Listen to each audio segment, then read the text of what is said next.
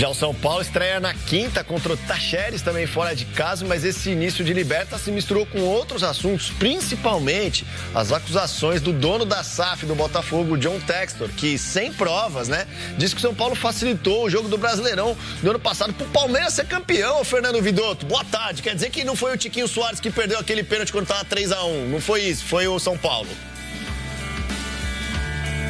Boa tarde, Andreoli. Boa tarde a todos. Vamos entender direitinho esse caso, né? O John Textor publicou no site oficial dele uma nota em que afirma que partidas do Brasileirão de 2023 e 2022 foram manipuladas em favor do Palmeiras. No caso do São Paulo, o jogo seria a derrota por 5-0 para o Palmeiras no Brasileirão do ano passado. Segundo Textor, essa partida foi analisada por especialistas e por inteligência artificial que identificaram que 5 jogadores do São Paulo teriam facilitado essa partida, teriam participado da manipulação desse resultado. John Textor não apresentou nenhuma prova para corroborar essa acusação. O São Paulo publicou uma nota oficial em que repudia com veemência as afirmações do dirigente americano, disse que ele ataca a idoneidade dos atletas e também a lisura de uma instituição de 94 anos de idade e disse que estuda medidas legais contra o John Textor.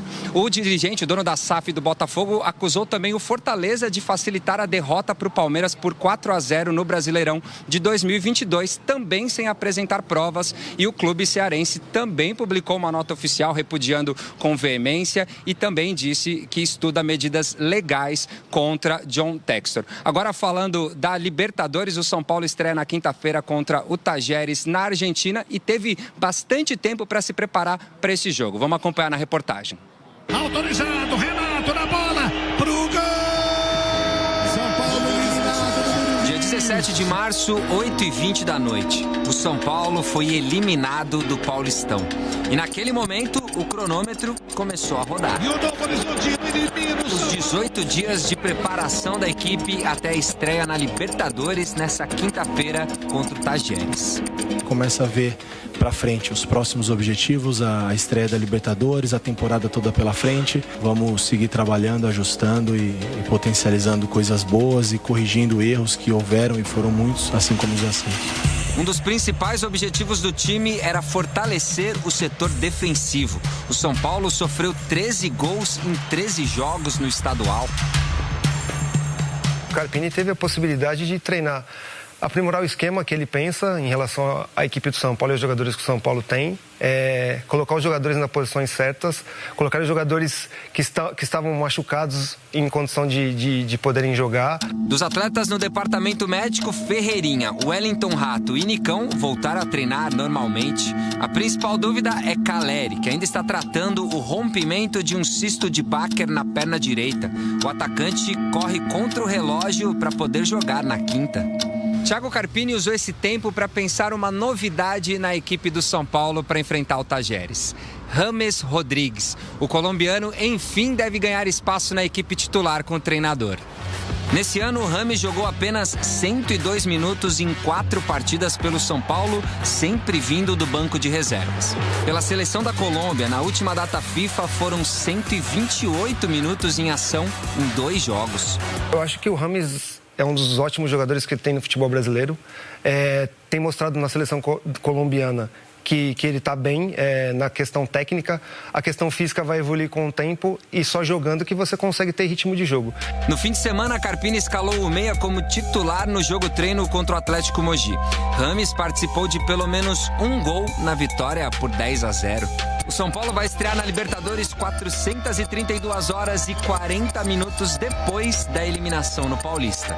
Tá chegando a hora da equipe mostrar que soube usar esse tempo para evoluir. São Paulo eliminado no Morumbi.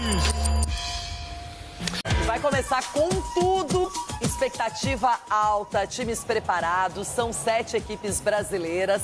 Aliás, para você, de novo, nós somos os favoritos, sem modéstia, Dedê. Sim, Loirão. Sim. Mostramos 7 clubes brasileiros que vão disputar a Libertadores. Flamengo e Palmeiras só vem arrancam na frente. Aí depois eu acho que vem ali o Fluminense e o Galo. E aí tem São Paulo nessa briga aí. Mas vendo como é que o Flamengo tá jogando, como o Palmeiras, a questão do Abel né, no Palmeiras já há algum tempo, né? Então o Palmeiras é muito forte nessa competição.